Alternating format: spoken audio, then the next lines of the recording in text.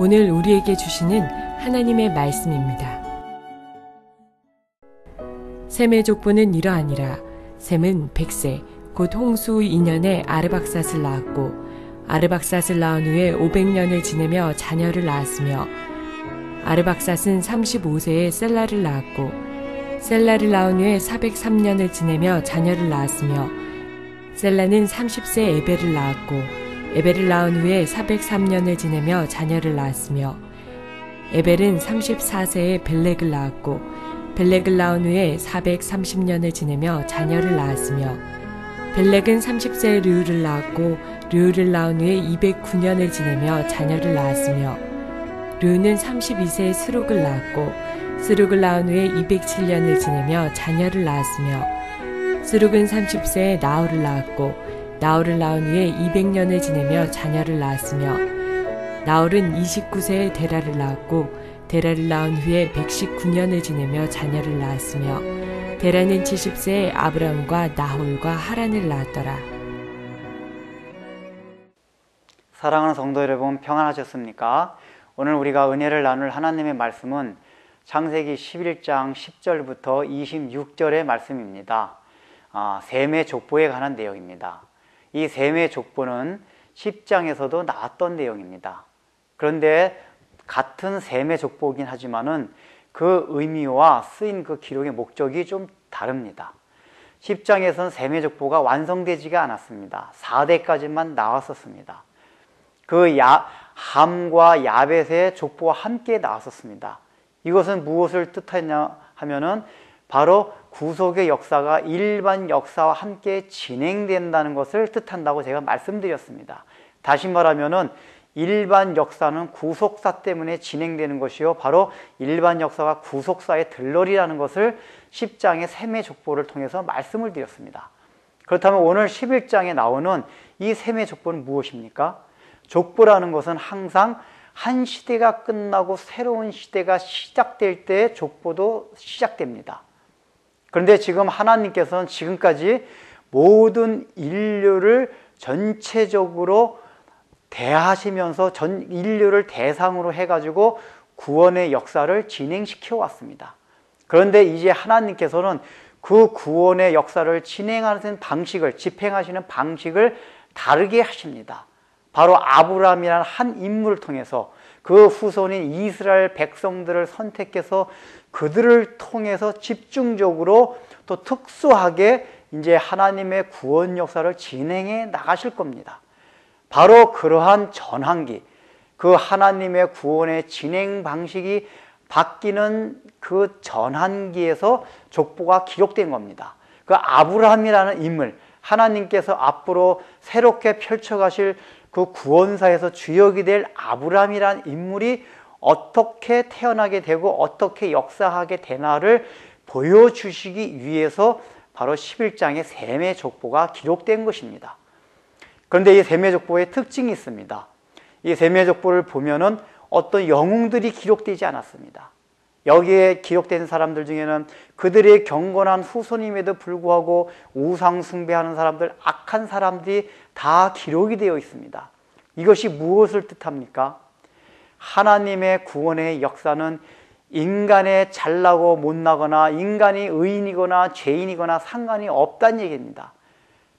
아브라함을 선택하신 것부터 그렇습니다. 그 당시에는 아브라함이 아니라 노아 시대부터 살고 있던, 그 당시에 장수했던 사람들이, 이미 살고 있던 사람이 있었습니다. 그들을 선택하지 않고 전혀 모르는 우상 숭배하고 있던 그 지역에 살고 있었던 아브라함을 하나님께서 선택하셨습니다. 이것이 무엇을 뜻합니까? 은혜는 하나님의 주권이라는 것입니다. 구원의 역사는 어떤 인간의 의지가 개입되는 것이 아니라 전적인 하나님의 주권하에 이루어진다는 것입니다. 여러분들, 이것이 얼마나 감사한 일인 줄 압니까?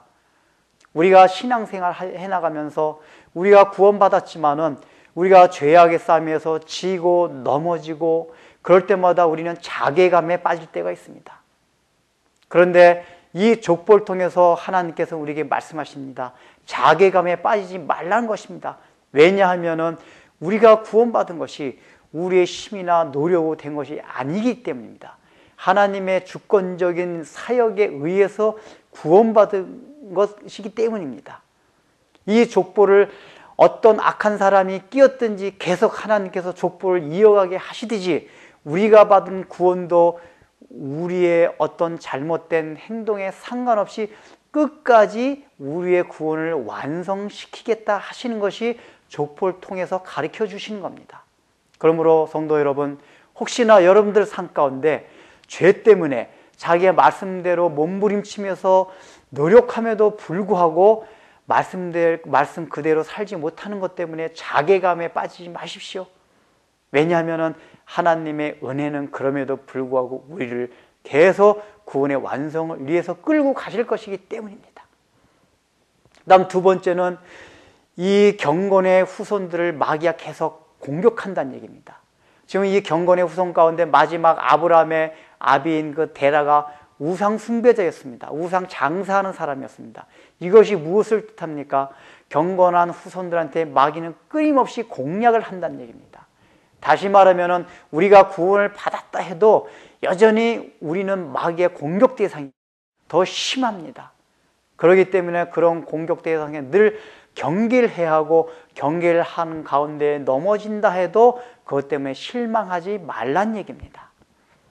그 다음에 우리가 이 족보를 통해서 또 알 수 있는 것들이 있습니다. 여러분들 마태복음을 보시면은 마태복음 1장에 족보로 시작이 됩니다. 그것은 왜 그러냐면 이제 신약 시대에 들어오면서 바로 예수님께서 태어나셔가지고 구원 역사를 실제로 우리 인류 역사 가운데 이루는 것이 신약입니다. 바로 그런 역사적인 전환기, 구원사적인 전환기에 시작하는 것이 마태복음의 족보입니다. 그래서 마태복음 1장에서 족보로 시작한 겁니다. 바로 예수 그리스도가 실제로 이 땅에 와서 구원 역사가 일어났다 하는 것이 마태복음 1장에 나왔던 족보였습니다. 그 족보를 끝으로 더 이상 성경엔 족보가 기록되지 않았습니다. 그것이 무엇을 의미합니까? 이제 예수님이 오심으로 인해서 구원받은 이들, 지금 마태복음 11장의 이 셈의 족보는 한 백성, 아브라함의 후손을 통해서 구원 역사가 국한되어 있다는 것을 말했습니다. 그러나 이제 마태복음 1장에서 족보는 무엇을 말하냐면 이 복음, 구원의 역사가 다시 모든 이방 민족에게 퍼져나간다는 것을 말합니다. 우리가 이제 그 족보 안에 들어와 있는 자들입니다. 그래서 성경에 기록되지가 않았습니다. 이제는 이 족보를 우리가 써가야 됩니다. 아니, 우리가 써가는 것이 아니라 우리를 통해서 이 구원의 역사를 주님이 재림하실 때까지 계속 이어가게 하실 그 하나님의 은혜와 인도하심을 바라보며 하나님께 찬양하고 하나님께 영광을 돌려야 하는 것입니다. 이제 앞으로 어떻게 족보가 기록될 것인가 기대하면서 우리가 하나님을 찬양하시기 바랍니다. 기도하겠습니다. 하나님 아버지, 참 이 11장에 나오는 족보가 무의미한 것 같지만은 이 족보를 통해서 이제 하나님께서는 아브라함이라는 한 인물을 선택해서 국한적으로 이제 구원 역사를 펼치시기로 한 것을 살펴보았습니다. 그러나 이제 오늘날 이 시대는 그것도 끝났고 이제 마태복음의 1장을 족보를 통해 가지고 다시 이 구원이 모든 이방 민족에게 전파되고 우리들도 이제 그 족보 안에 들어와 있습니다. 참으로 하나님 아버지, 이 족보 안에 들어와 있는 저희들이 은혜로 받은 것을 알게 해주시고, 비록 저희들이 잘못이 있고 연약함이 있어서 넘어진다 해도 하나님께서는 계속하여 이 족보를 이어나가게 하실 것임을 믿고 하나님을 찬양하며, 참으로 우리의 연약함과 못남에도 불구하고 늘 구원받은 자로서의 그 당당함과 자긍심을 가지고 살아갈 수 있도록 은혜를 베풀어 주옵소서. 예수님의 이름으로 기도드립니다. 아멘.